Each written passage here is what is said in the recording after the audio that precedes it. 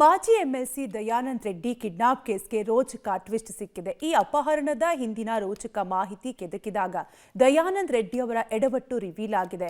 ಮೊದಲು ಕಿಡ್ನಾಪ್ ಮಾಡಿದವರೇ ನಂತರ ಕಿಡ್ನಾಪ್ ಆಗಿದ್ದು ಗೊತ್ತಾಗಿದೆ. ಹಾಗಾದ್ರೆ ಏನಿದು ಸ್ಟೋರಿ ಎಂಬ ಕುತೂಹಲಕ್ಕೆ ಉತ್ತರ ಇಲ್ಲಿದೆ, ನೀವೇ ನೋಡಿ.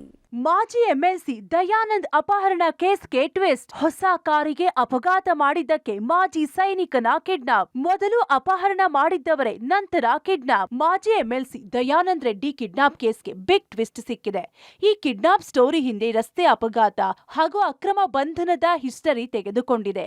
ಅಸಲಿಗೆ ದಯಾನಂದ್ ರೆಡ್ಡಿ ಅವರು ಹೊಸ ಟೊಯೋಟೋ ವೆಲ್ಫೇರ್ ಕಾರು ಖರೀದಿಸಿ ಮನೆಗೆ ತೆರಳ್ತಾ ಇದ್ರು. ಈ ವೇಳೆ ನಿವೃತ್ತ ಸೈನಿಕರೊಬ್ರು ಚಲಾಯಿಸುತ್ತಿದ್ದ ಆಲ್ಟೋ ಕಾರು ದಯಾನಂದ್ ಕಾರಿಗೆ ಡಿಕ್ಕಿ ಹೊಡೆದು ಸಣ್ಣ ಸ್ಕ್ರಾಚ್ ಆಗಿತ್ತು.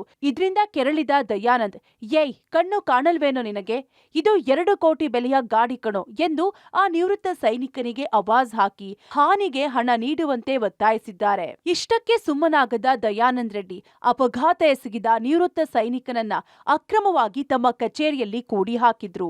ಹಣಕ್ಕಾಗಿ ಡಿಮ್ಯಾಂಡ್ ಇಟ್ಟಿದ್ರು. ಅಲ್ಲಿಂದ ಹೇಗೋ ಮಾಡಿ ತಪ್ಪಿಸಿಕೊಳ್ಳಲು ನಿವೃತ್ತ ಸೈನಿಕನು ನಕಲಿ ಚೆಕ್ ನೀಡಿ ಬಚಾವಾಗಿದ್ರು. ಆದ್ರೆ ತನ್ನ ವ್ಯವಹಾರದಲ್ಲಿ ನಷ್ಟ ಅನುಭವಿಸಿ ಆರ್ಥಿಕ ಸಂಕಷ್ಟದಲ್ಲಿದ್ದ ನಿವೃತ್ತ ಸೈನಿಕ ಉಲ್ಟಾ ಪ್ಲಾನ್ ಮಾಡಿದ್ರು. ದಯಾನಂದ್ ರೆಡ್ಡಿ ಮಾಡಿದ ಅವಮಾನ ಮತ್ತು ಅಕ್ರಮ ಬಂಧನದಿಂದ ಕೆರಳಿದ್ದ ಆತ ಕಿಡ್ನಾಪ್ ಕೇಸ್ ಸ್ಕೆಚ್ ಹಾಕಿದ್ರು. ದಯಾನಂದ್ನಿಂದಲೇ ಹಣ ಕೀಳಲು ನಿರ್ಧರಿಸಿ 1 ಆಟಿಕೆ ಪಿಸ್ತೂಲ್ ಖರೀದಿಸಿದ್ರು. ದಯಾನಂದ್ ರೆಡ್ಡಿಯನ್ನ ಹೆದರಿಸಿದ ಅಪಹರಣಕಾರರು 3 ಕೋಟಿ ರೂಪಾಯಿಗೆ ಬೇಡಿಕೆ ಇಟ್ಟಿದ್ರು. ಆಗ ಬ್ಯಾಂಕ್ ತೆರೆದ ನಂತರ ಹಣ ನೀಡುವುದಾಗಿ ಮಾಜಿ ಎಂಎಲ್ಸಿ ಭರವಸೆ ನೀಡಿದ ನಂತರ ಅವರನ್ನ ಬಿಟ್ಟು ಕಳುಹಿಸಿದ್ರು. ಫೈನಲಿ ತಮ್ಮ ಕಿಡ್ನಾಪ್ ಬಗ್ಗೆ ಎಂಎಲ್ಸಿ ದಯಾನಂದ್ ಪೊಲೀಸರಿಗೆ ದೂರು ಕೊಟ್ಟಿದ್ರು.